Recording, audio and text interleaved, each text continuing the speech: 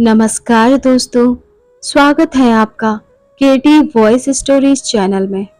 दोस्तों, हमारी आज की कहानी है प्यार की हद।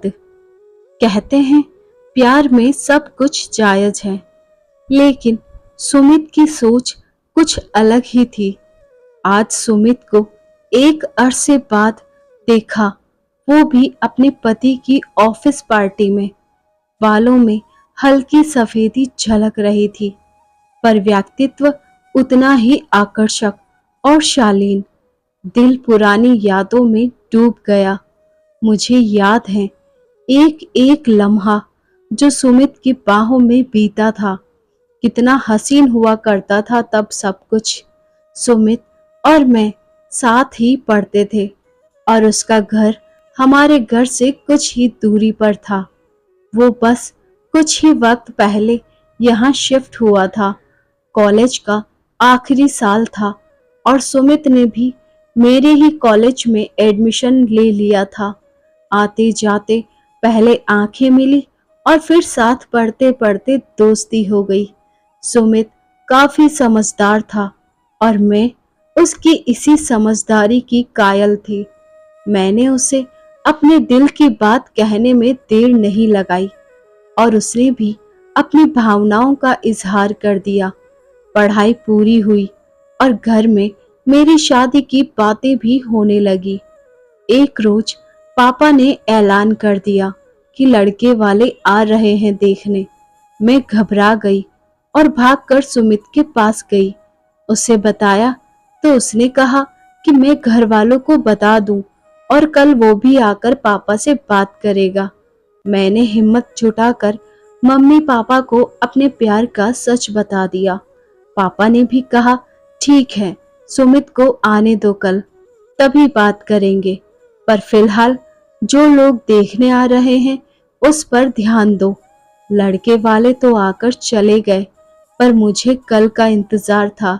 सुमित आया और पापा ने मुझे भी बुलाया। पापा बोले मुझे लव मैरिज से कोई प्रॉब्लम नहीं है।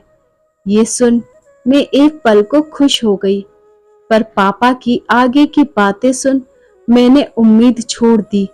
सुमित, अगर तुम हमारे समाज के होते तो मुझे कोई आपत्ति नहीं होती, क्योंकि तुम होनहार हो, समझदार हो, लेकिन मैं अपने समाज के विरुद्ध जाकर रचना की शादी नहीं कर सकता। मुझे भी नाते रिश्तेदारों को जवाब देना है। मैं तुम दोनों को भ्रम में नहीं रखना चाहता, इसलिए साफ साफ कह दिया। मेरे सारे सपने बिखरते नजर आए मुझे। रात के 1 बज रहे थे। अरे रचना, इतनी रात तुम मेरे यहाँ? सब ठीक तो है? सुमित, चलो भाग चलते हैं। हम अपने प्यार को ऐसे हारते देख नहीं सकते। शादी कर लेंगे तो पापा जरूर माफ कर देंगे। रचना, मैं अपने प्यार को ऐसे कलंकित नहीं कर सकता। यूं चोरी छिपे शादी करना ठीक नहीं है। तुम्हारे घर वालों की और तुम्हारी भी बदनामी होगी। मैं तुम्हें बदनाम कैसे कर सकता हूँ? सिर्फ अपने स्वार्थ के लिए?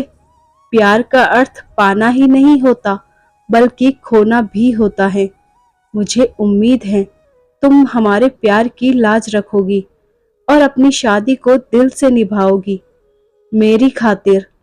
चलो तुम्हें घर छोड़ दूं। मैं आंसुओं के सैलाब में डूब गई और चुपचाप शादी भी कर ली। पापा ने विदाई के समय कहा था, मुझे माफ कर देना बेटा, मैं कायर निकला। मेरे पति अरुण काफी अच्छे और नेक दिल थे, लेकिन सुमित की कमी हमेशा ही खली। अरे रचना, इनसे मिलो, ये सुमित हैं। कुछ ही दिन पहले इनका यहाँ ट्रांसफर हुआ है। मेरे पति ने सुमित से मिलवाया और मैं बीते वक्त से वर्तमान में लौट आई।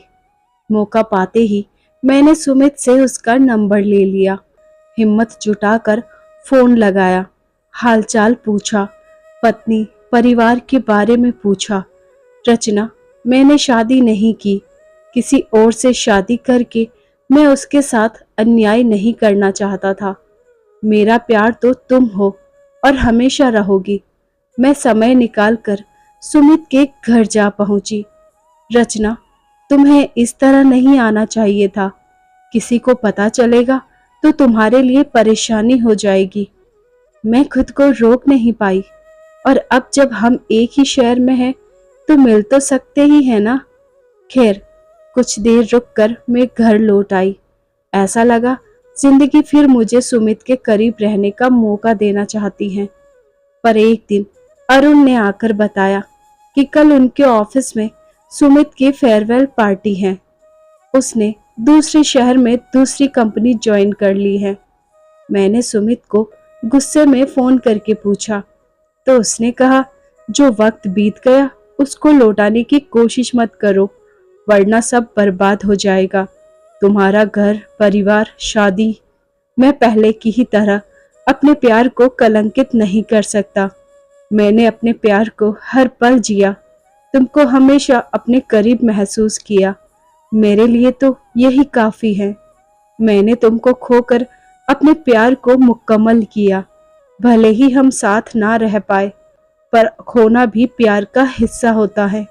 तुम खुश रहना और हमारे प्यार को कलंकित मत होने देना कभी भी। मैंने फिर एक बार सुमित को खो दिया था, पर इस बार भी वो मुझे प्यार करना और प्यार की इज्जत बनाए रखना सिखा गया था। प्यार में सब कुछ जायज नहीं होता। प्यार की भी हदें और सरहदें होती हैं, और उन हदों में रहकर अपने प्यार को निभाना भी बहुत बड़ी बात है। यह आसान नहीं, लेकिन सुमित ने वाकई मुझे प्यार करना और निभाना सिखाया। Thank you Sumit. तो दोस्तों, यह थी एक छोटी सी प्रेम कहानी।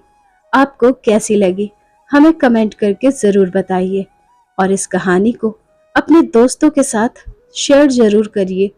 ऐसी ही रोमांटिक लव स्टोरी के लिए आप हमारे YouTube चैनल को सब्सक्राइब करें, साथ में बेल आइकन प्रेस करें, ताकि नई कहानियों का नोटिफिकेशन सबसे पहले आपको मिल सके।